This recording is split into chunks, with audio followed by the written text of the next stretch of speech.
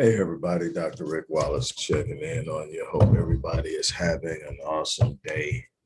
Uh, it has been um, a good, strong week for me. And I am just here real briefly to talk about something that's going on because it's sort of leaked over into a Black community issue in a sense. And I'm going to explain why I feel that way. And I'm going to address it from a sense of expertise and experience that I have honed and refined and developed over the last 30 years. For those of you who pay attention to things, you probably are aware of the fact that there's been this ongoing campaign by WNBA players to have salary increases. And I'm all for people being paid a fair wage, all things considered. The problem that I have with it, first and foremost, just from an understanding of a business perspective, is the disingenuousness of making it appear like that they're not being paid on the level of NBA players, which are male players, and that it has something to do with gender. This has absolutely nothing whatsoever to do with gender. Business 101, marketing and finance 101. Any person paid from an industry should be paid fair market value for the job they do. What does that mean? The market is a representation of the total capacity for the industry to make money. So your revenue is generated through your market. The NBA has a completely different market than the WNBA. What does that mean? You can't compare what those players in the WNBA are being played to what those in the NBA are playing. It has nothing to do with the fact that women are playing in one league and men are playing in another league. It has everything to do with the fact that there's a larger market, a considerably larger market. The NBA produces an annual revenue of over $6 billion a year. The WNBA produces an annual revenue of $60 million a year. That's 100 times more than what they're producing.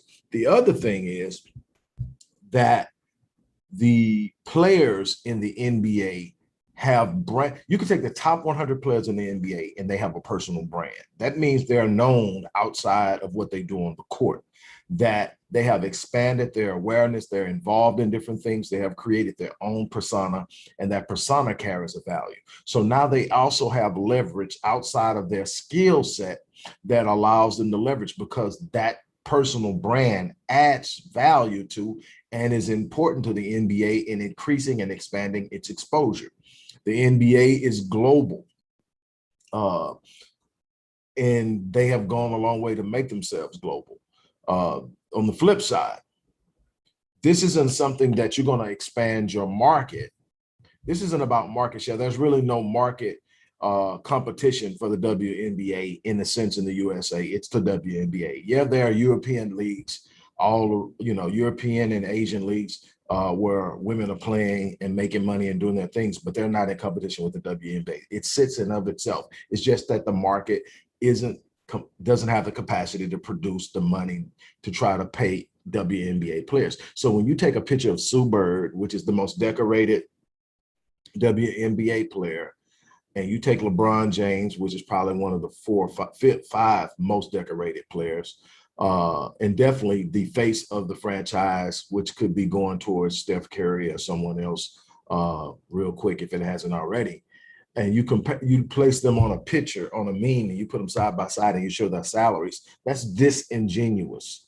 That is not putting all the facts in place. That's not considering everything. That's not apples and apples.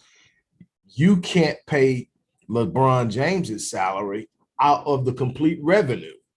Well, almost, I think he makes 30-some thousand a year, the complete 30-some million a year. The complete revenue for the WNBA is 60. So one player in the NBA could take half that revenue. So the revenue isn't there to pay that. Now, the revenue is obviously there to pay that in the NBA because they're doing it.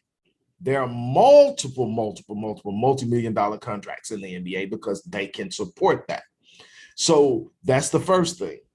The reason I'm actually here is that I can't remember the name, but a real popular soccer player. What's her name? I want to find it because I want to be accurate, and when I call a name, and I want to let people know exactly who I'm talking about.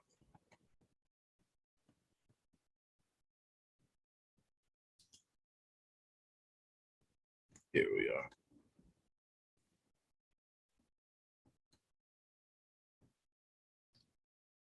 Her name is Megan Rapinoe. Took me a while to find it.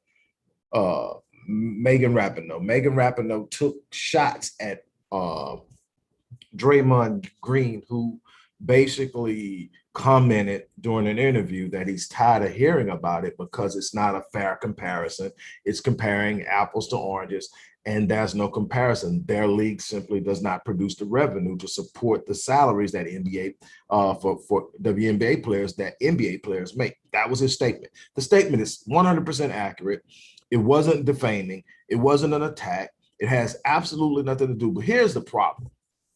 It's not just that Draymond Green said it.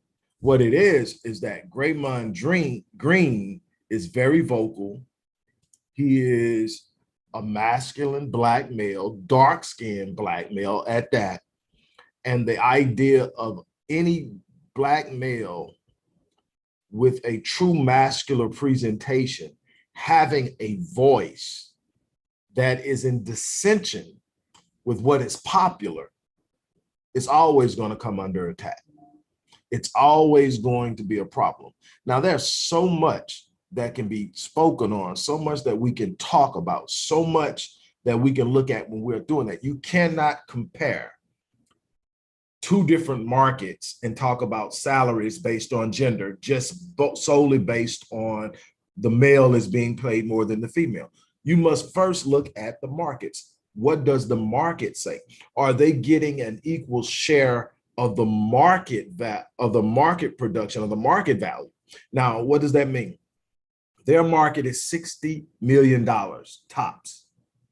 Okay, when you look at the player salary, are they getting a percentage of that $60 million revenue that is in equal to the percentage that the average NBA player is getting from the $6 billion revenue? That's how you would have to actually make that a fair comparison on percentages based off of revenue, because we're not talking about the same market. We're not talking about WNBA players and NBA players being in the same market and getting different prices. We're talking about two different markets. There's two different viewerships. There are two different fan bases. And so they're not the same. While they play the same sport, it's not the same market, and you have to understand that. The WNBA is on a whole different level in marketing, a whole different level in revenue generation, a whole different level in branding.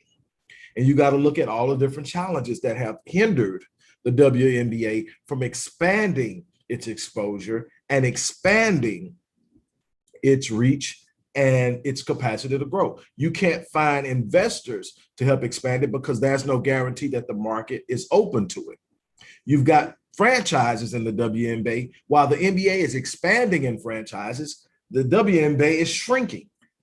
I am a native of Houston. While I've lived in a number of different places, I'm a native of Houston. I'm back in Houston, been back in Houston for now 6 years. And what I can tell you is this. I was there during the Comets run.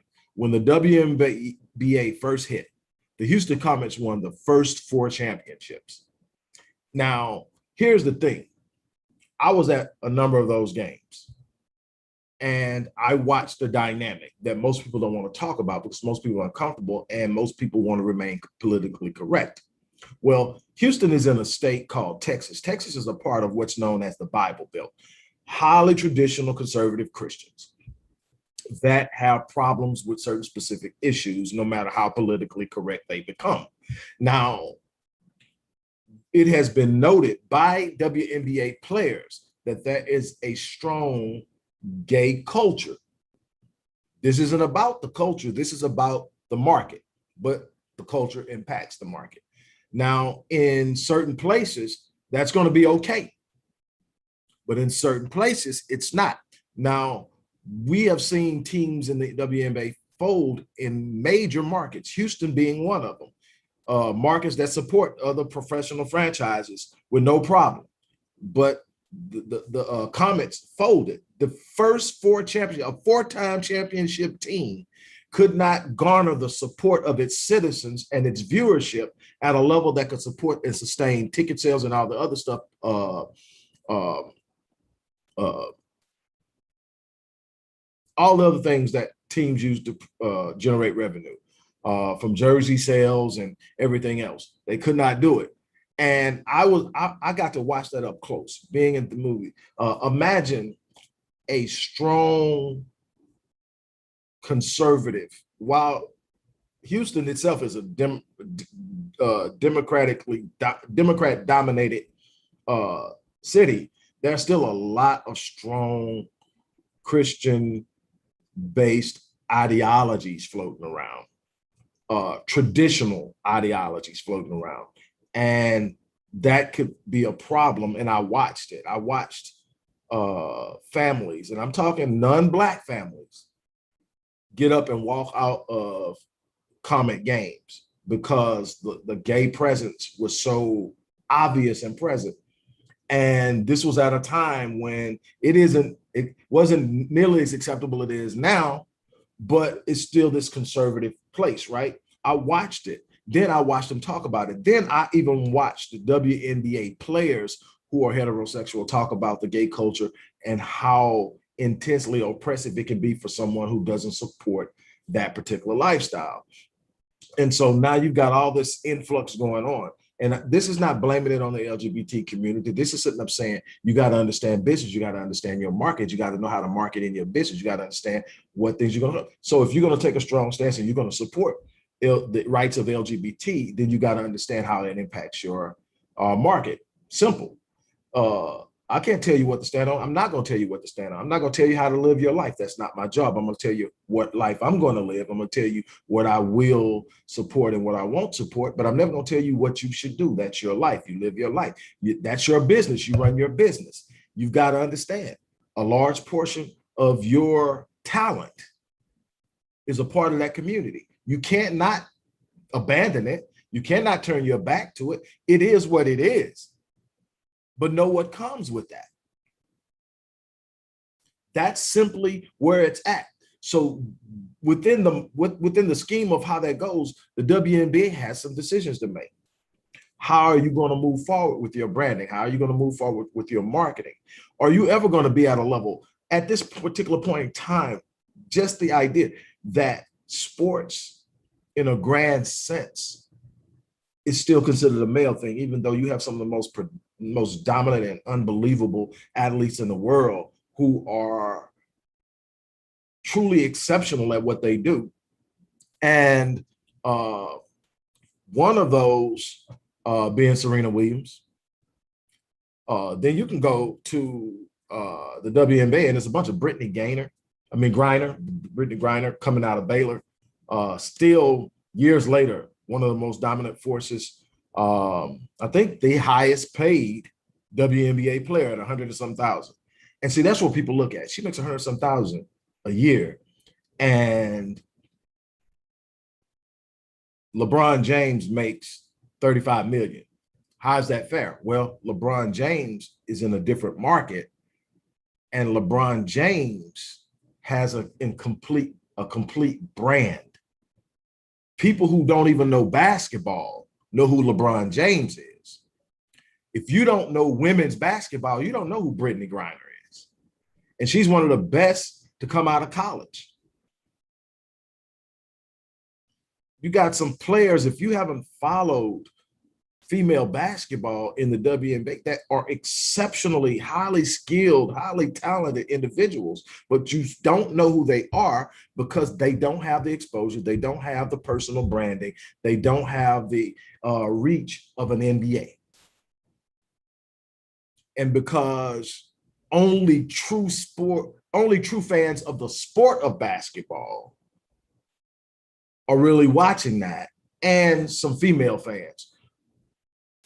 While you get half, I sit up and go sometimes and watch male basketball games, male football games too, football games in an open environment at a sports bar or whatever, especially before all this pandemic stuff. And you get a bunch of cats in there watching the game that really don't know the sport. It don't take long listening to them talk that they don't know much about the game itself, but it's just something men get excited about. It's one of the places we come together and kick. It's the physicality of it that creates an excitement and arousal in men that may not be able to do it themselves, but want to live vicariously through athletes. It's the same kind of thing that happened back in Rome during the times of the gladiators. So all of that being said, you have to be able to understand business to talk about anything having to do with salaries.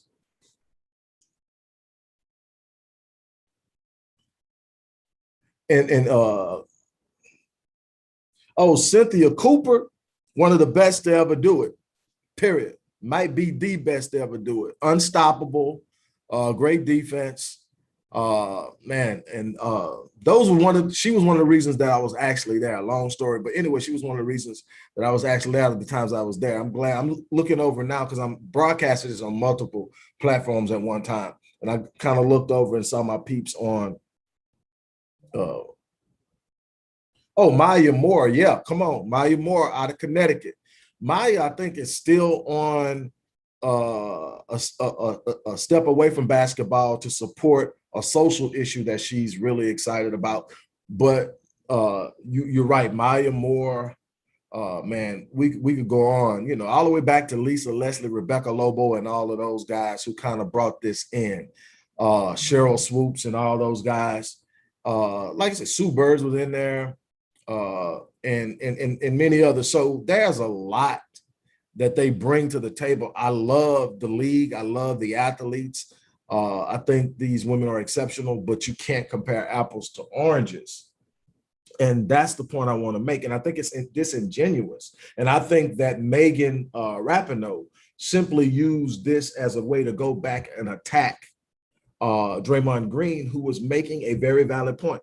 Now, Draymond can definitely get out there, do some things, say some things off the wall. That's who he is. You come to accept that. What he said here is what a lot of people were thinking, but because anytime you step out and speak against what may be a popular movement at the time, you get drugged. It takes a real strong-minded individual who isn't concerned about being popular, who isn't concerned about being accepted, and simply will speak their truth to stand up and speak that.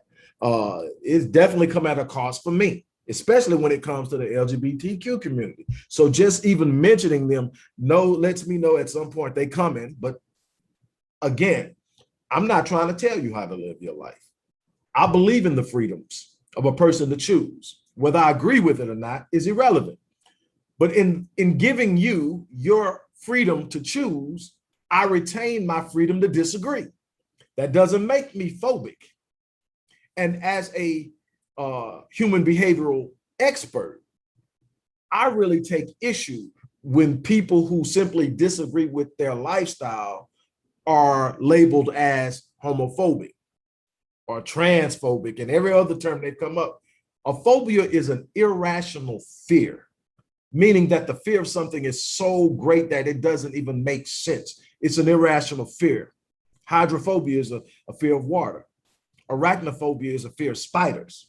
These phobias are so irrational that in the presence of that thing you fear, you become totally dysfunctional.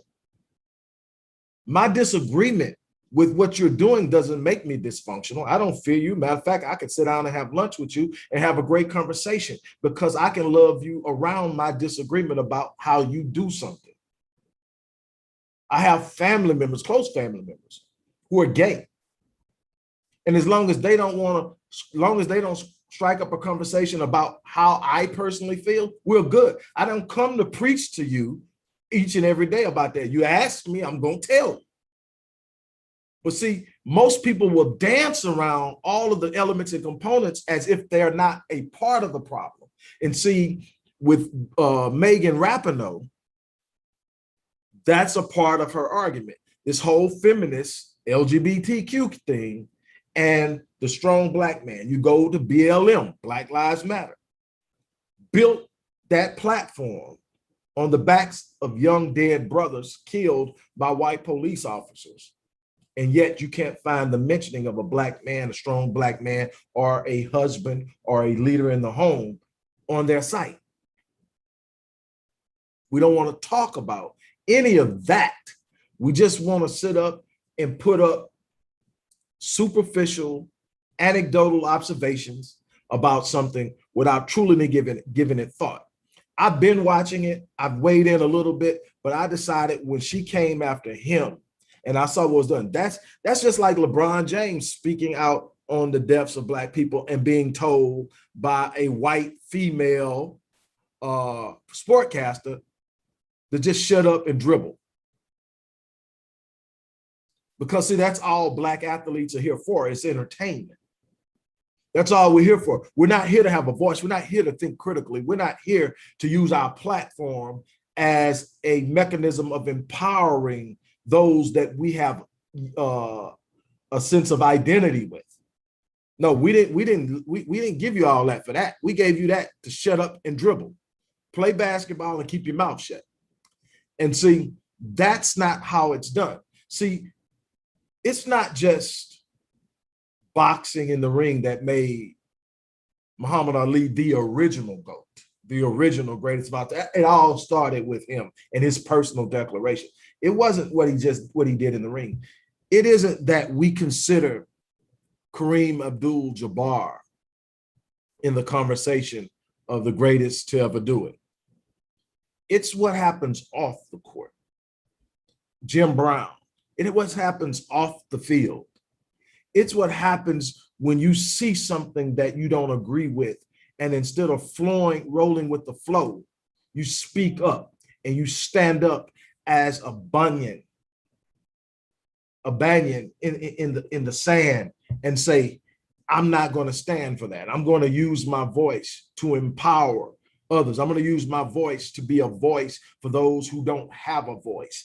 And it is in that we see the evolution of the athlete. See, you're no longer a gladiator now. You're an influencer. But it's important also not to put them in positions of leadership in the community.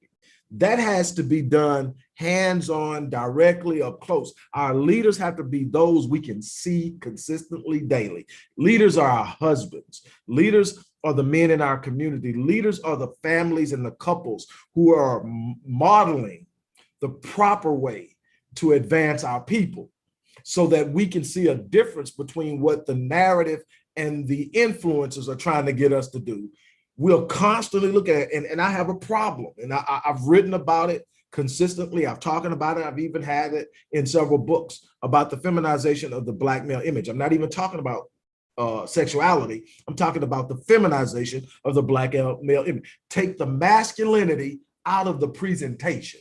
I don't care if you're straight or gay. I just don't want you being strong-shouldered, erect posture, speaking boldly, not being able to be moved to the left or the right, being willing to go the distance to fight for what you believe in. That scares me. So you can't do that. I'll even pay you to sit down and shut up. Malcolm talked about, no, it wasn't Malcolm. I take that back. I apologize. It was Betty Shabazz, the wife of Malcolm after he died. She talked about in how in 1961, he was approached and offered multiple $1 billion to step back and be quiet. That's what they want us to do. Now, the problem is we have commodified Black manhood to the point that having money is how most men identify and set their worth. So when you come at them with enough money, a bunch of them are going to fold because they don't see their value in their ability to protect. They don't see their value in their ability to model manhood. They don't see their value in the ability to cover our women. They don't see their value in any of that. They see their value in how much they can buy. And so they sell out. That's the kind of men they want. So when you get one that done took your money and living good and still speaks out and speaks the truth, oh, he's a problem. Look, I believe that women have every right to be paid equal, all things considered. What do I mean by that? In the same market, if I'm in if I'm in the CPA business and I'm a 3-year tenured CPA at a upscale CPA firm, I expect that a woman comes in with the same tenure, same experience, gets paid the same thing. Have no problem with that whatsoever. I think that's the way it should be. I think that we should be willing to support and fight for that. Here's my thing. You can't compare two totally different markets with two, the NBA makes 100 times more a year, and you expecting them to pay their players the same thing that NBA players are getting paid? They don't even have the money to pay it. So here's the thing.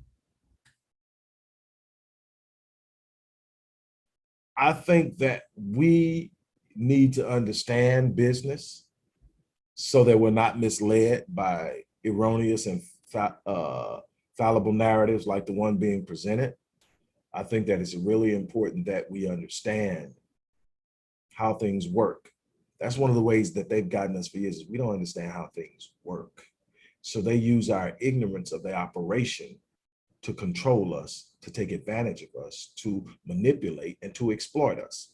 And it's our responsibility to learn how things work. You can't fight against something when you don't know how it moves and how it impacts you specifically. You know the ultimate outcome and you know it doesn't feel right, but you don't know how you got there. You got to learn how you got there so that you can reverse it. Not whine and complain about it. Reverse it. Not point fingers of blame. Reverse it. If they're doing this to me, this is what I've got to do to stop that. Remember, I share with you all the time that if there's no enemy on the outside, the enemy on the inside. If there's no enemy on the inside, the enemy on the outside can do us no harm. When we take care of what's going on internally, when we empower ourselves, when we become everything that we need to be inside, when we develop unity and love for ourselves and one another, it doesn't matter what they do. We will become unstoppable. On that note, look, I'm gonna get ready to get off here. You guys have an unbelievable day. I will check with you guys later.